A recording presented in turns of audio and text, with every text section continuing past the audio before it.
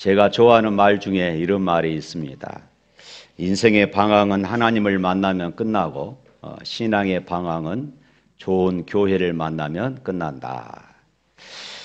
저는 우리 샘물교회가 그런 좋은 교회가 될 수 있기를 축복합니다. 그렇다면 여러분, 좋은 교회는 과연 어떤 교회일까요? 우리가 교회를 생각하면은 초대교회, 사도행전의 교회를 우리가 맨 처음 떠오르게 됩니다. 초대교회를 생각해 보면은 무엇이 저들을 저렇게 강력한 믿음의 사람으로 이렇게 변화시킬 수 있었을까 하는 것을 생각을 해봅니다. 무엇이 초대교회 때는 또 엄청난 박해가 있었잖아요. 단순한 교회를 다니지 못하게 하는 이 정도가 아니라 예수 믿는 사람들을 잡아다가 고문하고 그리고 장작더미 위에서 사형을 시키고 그리고 십자가에다가 매달아 죽이기도 하고 온영극장에서 맹수의 밥이 되게 하고 또 검투사들의 칼에 죽게 만드는 이런 엄청난 일이 있었음에도 불구하고 어떻게 이런 핍박 가운데서도 초대교회가 부흥할 수 있었을까? 고민하지 않을 수 없습니다. 그 시절에는 훌륭한 건물도 없었습니다. 또 성경도 신학교도 주일학교도 성가대도 웅장한 예배도 그 시절에는 없었습니다. 그런데 오늘 말씀에 보면은 이들은 성전에 모이는 교회와 그리고 가정에서 모이는 소그룹이 전부였어요. 성전에서 성도들이 모이고 또 각 가정에서 모여서 예배를 드렸다는 것입니다. 초대교회는 날마다 마음을 같이하여 성전에 모이기를 힘쓰고 집에서 떡을 떼며 기쁨과 순전한 마음으로 음식을 먹고 하나님을 찬미하는 그런 교회였다. 오늘 본문은 그렇게 밝히고 있습니다. 그래서 오늘 사도행전 2장 47절 말씀에 보면은 이렇게 말합니다. 하나님을 찬미하며 온 백성에게 칭송을 받으니 주께서 구원받은 사람을 날마다 더하게 하시니라. 성경에서 이 교회를 다루고 있는 책이 바로 이 에베소서입니다. 에베소서는 교회가 무엇이다 하는 것을 우리에게 가르쳐주고 있는 그런 책이지요. 그런데 에베소서를 보면은 강조하는 것이 몇 가지가 있습니다. 그 중에 하나는 우리는 그리스도 안에서 한 가족이다. 할렐루야. 우리 믿음의 사람들은 예수 그리스도 안에서 한 가족이다. 이렇게 말하고 있어요. 그래서 에베소서 2장 19절에 보면은 그런즉 이제부터 너희가 외인도 아니고 손도 아니요 오직 성도들과 동일한 시민이요 하나님의 권속이라. 여기서 하나님의 이 권속이다 이 말의 의미는 하나님의 가족이다 이 말씀입니다. 우리는 그리스도 안에서 한 가족이 된 것이에요. 물론 육신의 피를 나눈 가족이 아니지만은 그보다 더 강력한 예수 그리스도의 살과 피를 나눈 가족, 그리스도 안에서 사랑으로 그리고 성령으로 연결된 가족임을 믿습니다. 가족은 어떻습니까? 가족은 사랑을 나누어야 합니다. 가족의 힘은 사랑에 있습니다. 테레사 수녀가 노벨 평화상을 받을 때에 사람들이 그녀에게 이런 질문을 했습니다. 우리가 세계 평화를 위해서 무슨 일을 하면 되겠습니까? 그랬더니 이 테레사 수녀가 조용히 이렇게 말했습니다. 집에 가서 당신의 가족을 사랑하십시오. 이렇게 말했어요. 여러분, 세계 평화를 위해서 우리가 할 수 있는 일이 무엇입니까? 내 곁에 있는 가족을 사랑하는 것. 바로 이것이 세계 평화를 이루는 길이라고 이렇게 말해주고 있어요. 여러분의 가까이에 있는 가족을 사랑하는 것입니다. 거기에서 세계 평화는 거기서부터 시작된다는 것이에요. 혹시 오늘 여기 계신 남편들 중에서 교회 다니기 싫은데, 교회 나가기 싫은데 가정의 평안을 위해서 나오신 분이 계십니까? 여러분 아주 잘하셨어요. 그것이 세계 평화를 위한 첫 번째 걸음이다, 그 말씀입니다. 우리가 사랑할 수 있는 가장 좋은 방법이 바로 우리 가정 안에서부터 사랑하는 것입니다. 교회도 역시 마찬가지입니다. 교회도 소그룹에서부터 우리가 사랑하는 것이에요. 예수님은 12제자를 사랑하셨습니다. 그리고 그들에게 전 세계를 맡기셨습니다. 초대교회에서는 가정에서 모이는 작은 교회를 통해서 그들은 사랑의 교제를 나눌 수 있었습니다. 가장 가까이에 있는 사람들을 사랑함으로써 세계를 사랑할 수 있었던 것이지요. 사랑하는 성도 여러분, 우리 셀가족 모임은 하나님의 뜻입니다. 할렐루야. 하나님은 우리가 혼자 사는 것, 혼자 있는 것을 좋아하지 않으셨어요. 우리가 함께 거하기를 원하셨습니다. 그래서 하나님께서 천지를 창조하시고 마지막 날 사람들을 창조하시면서 창세기 2장 18절에 보면은 여호와 하나님이 가라사대 사람이 독처하는 것이 좋지 못하니 내가 그를 위하여 돕는 배필을 지으리라. 아담 한 사람을 지어놓고 보니까 너무 외롭습니다. 그래서 하와를 지으셨어요. 그리고 가족을 만드신 것입니다. 하나님은 우리가 함께 있기를 원하십니다. 그래서 시편 133편 1절에도 형제가 연합하여 동거함이 어찌 그리 선하고 아름다운고. 또 마태복음 18장에 보면은 두세 사람이 내 이름으로 모인 곳에 나도 그들 중에 함께 있겠다. 할렐루야. 또 두 사람이 나를 향하여 기도하면은 내가 응답할 것이다 말씀합니다. 우리가 성경을 자세히 보면은 너희는 혼자 기도하고 혼자 무엇을 하라 이런 말은 없어요. 함께 하라.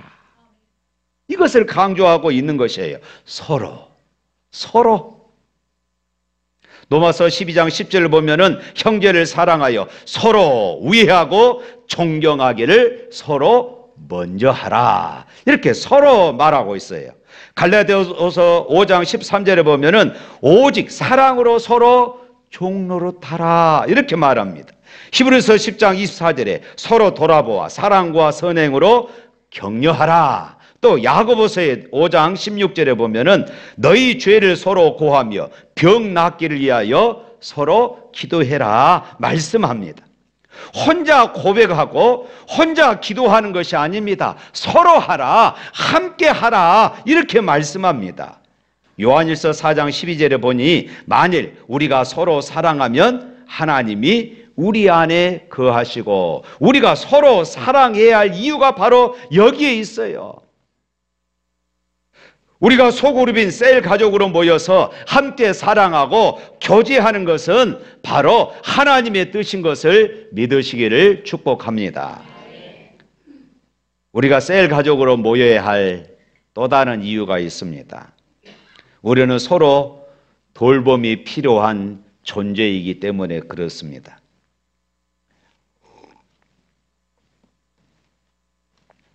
우리는 다 연약합니다. 그러기에 서로 힘이 되어주고 서로를 붙들어줄 이유가 있는 것입니다. 아까 우리가 읽었던 전도서 4장 9절부터 10절 말씀 한번 읽어볼까요? 전도서 4장 9절부터 10절. 두 사람이 한 사람보다 나음은 그들이 수고함으로 좋은 상을 얻을 것임이라. 혹시 그들이 넘어지면 하나가 그 동물을 붙들어 일으키려니와 홀로 있어 넘어지고 붙들어 일으킬 자가 없는 자에게는 화가 있으리라. 아멘. 둘 이상이 좋다는 것이에요. 한 사람이 넘어지면은 한 사람이 일으켜 세워줄 수 있다는 것입니다. 우리 신앙생활에도 역시 마찬가지예요. 우리가 신앙생활하면서도 우리 셀 가족 안에서 자꾸 넘어지는 사람들이 있습니다. 자꾸 시험 드는 사람들이 있습니다. 자꾸 주저앉아 버리는 이런 사람들도 있습니다. 실족할 때가 있습니다. 바로 그런데 누가 옆에서 이렇게 세워주면은 일어날 수 있다는 것이에요. 옆에서 위로해주고, 옆에서 권면해주고, 옆에서 손을 잡아주는 것입니다. 넘어졌을 때 누가 조금 옆에서 부축해 주면은 우리는 얼른 일어날 수가 있는 것이에요. 바로 그것이 우리 셀 가족이라는 것입니다. 전도서 4장 11절에 보면은 두 사람이 함께 누우면은 따뜻하거니와 한 사람이면 어찌 따뜻하랴. 이 말은 우리 인생에 추울 때가 있다는 것이지요. 우리 인생에 추울 때가 있어요. 춥다는 것은 무엇입니까? 고독하다는 것입니다. 애롭다는 것입니다. 우리가 삶을 나눌 친구가 있고 신앙의 동반자가 있다면 얼마나 좋겠습니까? 여러분, 우리는 고독할 수 있기 때문에 셀 가족에 포함되어져서 그곳에 소속되어져서 함께 내 삶을 나눌 수 있는 그런 공간들을, 그런 공동체를 우리는 만들어 가야 하는 것입니다. 또 전도서 4장 12절의 말씀 보면 이렇습니다. 한번 읽어볼까요? 4장 12절에 있는 말씀. 한 사람이면 패하겠거니와 두 사람이면 말쓸 수 있나니 세 겹줄은 쉽게 끊어지지 아니하니라. 우리는 사업도 실패할 수 있습니다. 때로는 우리 인생에 실패할 수가 있습니다. 그런데 혼자면은 우리는 쉽게 일어날 수가 없는데 옆에서 누군가가 나를 격려해주고 내 손을 붙잡을 때 우리는 일어설 수 있다는 것이에요. 그래서 소그룹이 필요하다는 것입니다. 사랑하는 성도 여러분, 소 한 마리가 보통 2톤의 짐을 끌 수 있다고 가정해 보십시다. 그러면 두 마리가 끌으면 몇 톤을 끌습니까? 4톤을 끌어야 맞지요. 그런데 두 마리가 짐을 끊을 때는요 10톤의 무게를 끌는다고 그래. 이것을 우리는 시너지 효과라고 말합니다. 함께 할 때 갑절의 힘을 발휘한다는 것입니다. 우리도 그렇습니다. 문제를 나 혼자 해결하면 힘듭니다. 그런데 옆에서 두세 명이 거들어 주면 쉽게 처리할 수 있어요. 사랑하는 성도 여러분, 우리는 돌봄이 필요한 그런 존재들입니다. 넘어질 수 있고 패할 수 있고 고독할 수 있기 때문에 그렇습니다. 우리 셀 가족들이 모여서 그냥 세상 돌아가는 이야기하고 정치 이야기하고 무슨 돈 이야기하고 이것이 아니라 서로의 삶을 나누고 서로의 기도의 제목을 나누고 서로의 아픔을 나누고 때로는 서로를 자기의 좋은 점들을, 기도 응답들을 자랑하는 것입니다. 이럴 때 행복한 소그룹이 되어지는 것입니다. 뿐만 아니라 왜 우리가 소그룹으로 셀가족 모임으로 모여야 할까요? 그것은 영적 성전을 세우는 일이기 때문에 그렇습니다. 우리는 예배당을 아름답게 건축하여서 이곳에서 아주 편안하게 예배를 드리고 있습니다. 그런데 건축은 우리의 목표가 아닙니다. 건축은 대단히 큰 일이 아닙니다. 하나님의 비전을 이루기 위한 도구에 불과한 것입니다. 하나님께 바로 예배하기 위한 몸부림이에요. 세상을 더 잘 섬기기 위한 시스템을 준비하기 위한 가정에 불과하다는 것입니다. 그러므로 더 겸손하지 않으면 온 교회가 더 충성스럽게 순종하지 아니하면 건축이 기회가 아니라 오히려 시험이 될 수도 있다는 것입니다.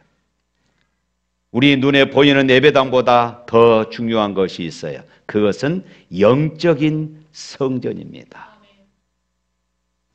그 성전은 예수 그리스도를 의미하고 그리스도의 몸을 가리킵니다. 여러분, 바로 이 교회가 예수 그리스도의 몸이고 예수 그리스도는 교회의 머리가 되는 것을 믿으시기를 바랍니다. 그리고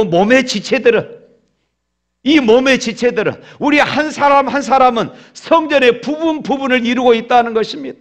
어떤 분은 기둥의 역할을 하고 어떤 분은 또 벽돌의 역할을 하고 어떤 분은 창문의 역할을 하고 각자의 역할들 부분 서로 이루어가서 성전을 이루어가는 것입니다. 어느 한 사람도 불필요한 사람이 없어요. 그 사람이 있기에 성전이 되어지는 것입니다. 여러분, 저 건물에 창문이 하나 깨졌다고 생각해 보십시오. 어떻겠습니까? 요즘 꽃가루가 많이 날리는데 창문이 깨지면 꽃가루가 많이 들어올 것입니다. 그럼 우리 모두가 불편하잖아요. 어찌 보면 저 창문은 아무것도 아닌 것 같아요. 그러나 저 창문이 하나 없음으로 말미암아 우리 모두가 불편해지는 것입니다. 우리 모두가 역시 마찬가지. 한 사람 한 사람이 그렇게 소중하다는 것입니다. 우리가 그리스도의 사랑으로 서로가 연결될 때 우리는 진정 영적 성전을 지어갈 수 있다는 그런 말씀입니다. 우리가 대예배 한번 드리고 모래알처럼 흩어지는 것은 많은 의미를 감소해 버립니다. 상실해 버리는 것입니다. 그러나 우리가 대예배 드리고 그리고 흩어져서 가정에서 때로는 카페에서 때로는 일정한 공간에서 우리가 소그룹으로 모여서 서로 교제하고 서로 간증하고 서로 기도하는 이런 공동체가 있다면은 우리가 영적인 성전을 세워가게 되어지는 것이에요.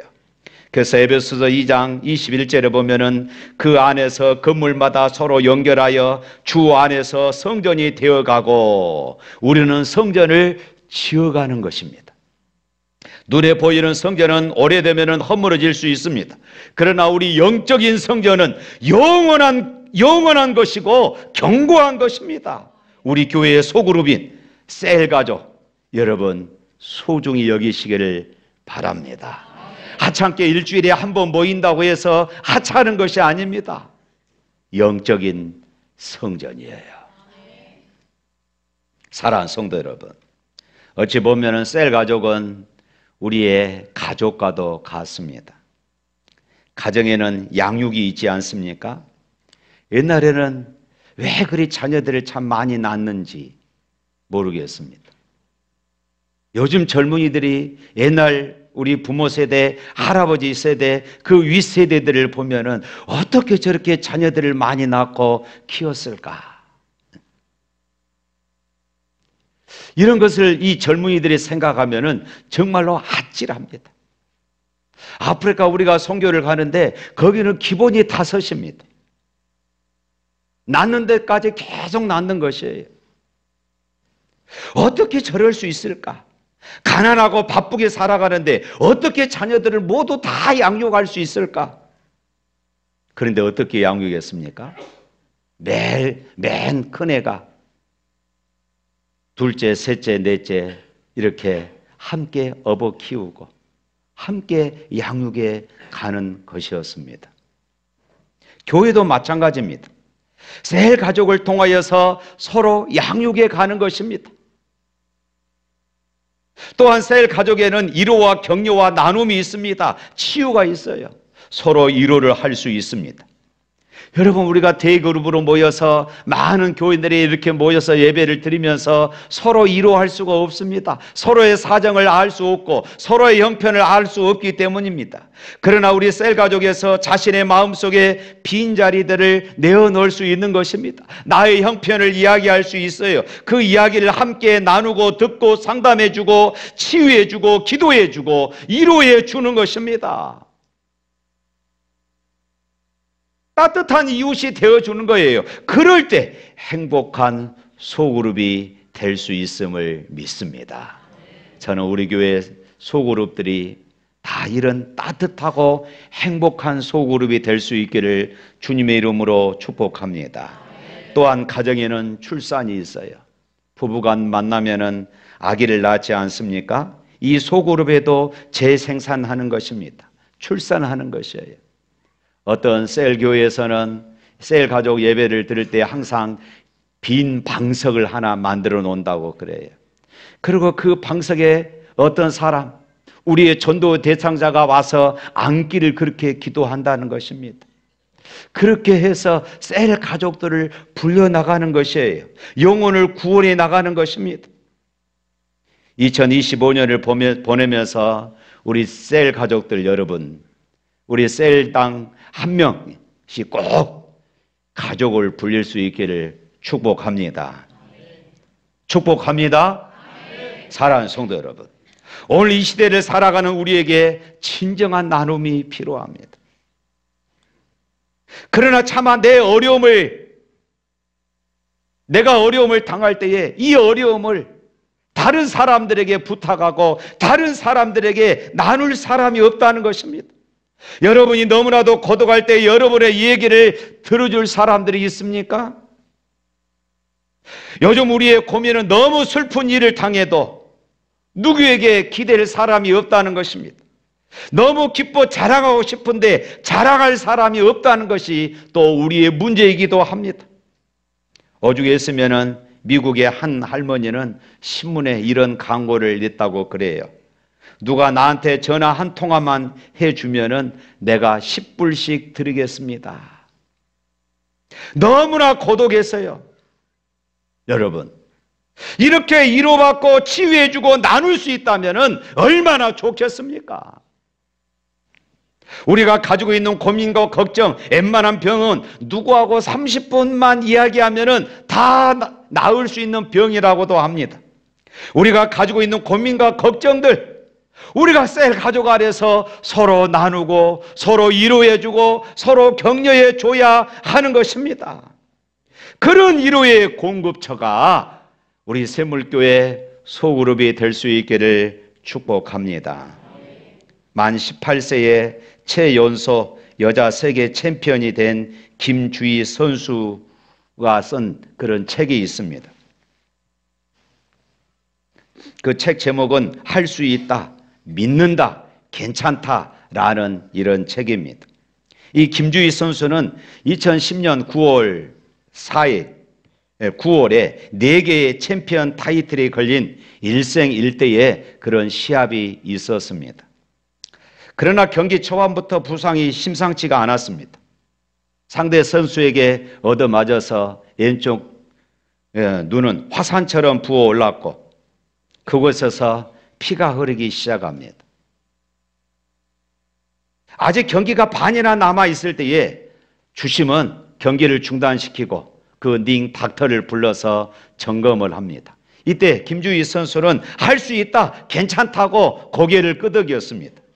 하지만 상대는 김 선수가 부상당한 것을 계속해서 공격해왔고 나머지 한쪽 눈, 이 오른쪽 눈마저 이상이 와서 이제는 앞을 제대로 볼 수 없는, 상대 선수를 이렇게 때려야 하는데 때릴 수 없는 그런 희미한 정도가 되어버렸습니다. 심판은 다시 경기를 중단시키고 닌 닥터를 불러서 상태를 확인하게 했습니다.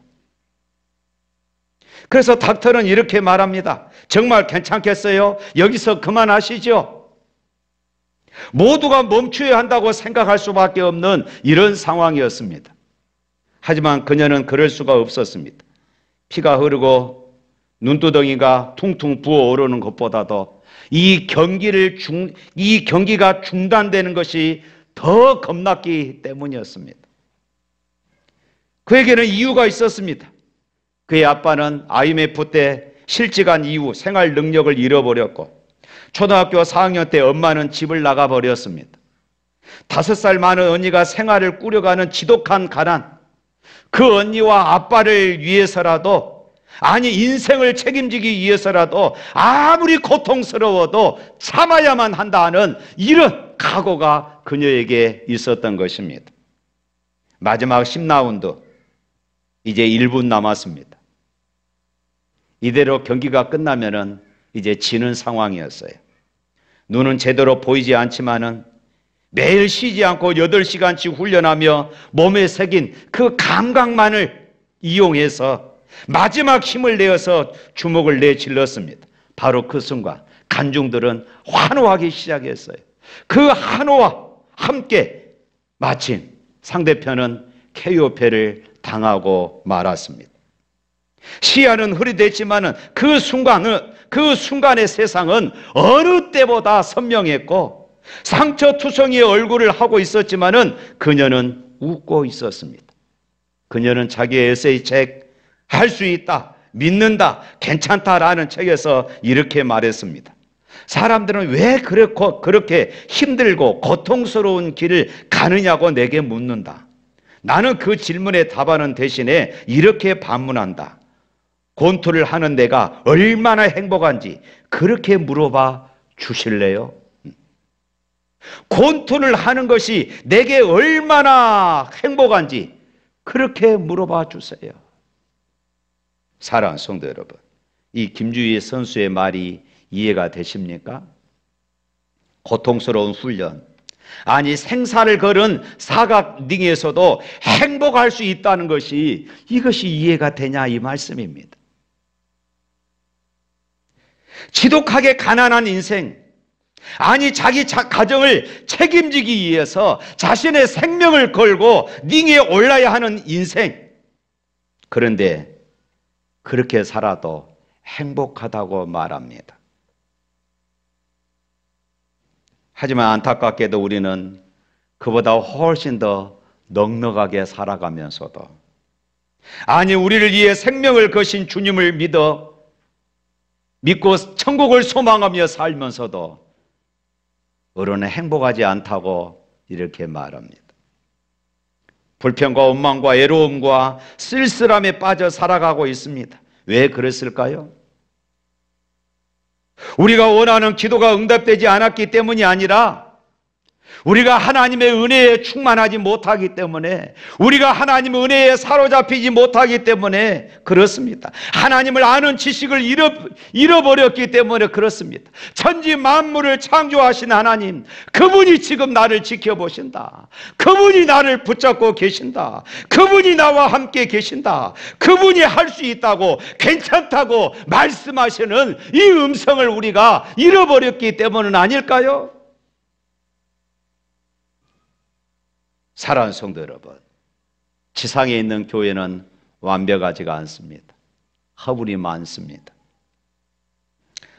불완전한 지상의 교회이지만 여전히 하나님은 살아계시고 교회를 통하여 일하시고, 하나님의 이 구원의 역사를 이 교회를 통하여 이루어 가심을 믿으시기를 축복합니다.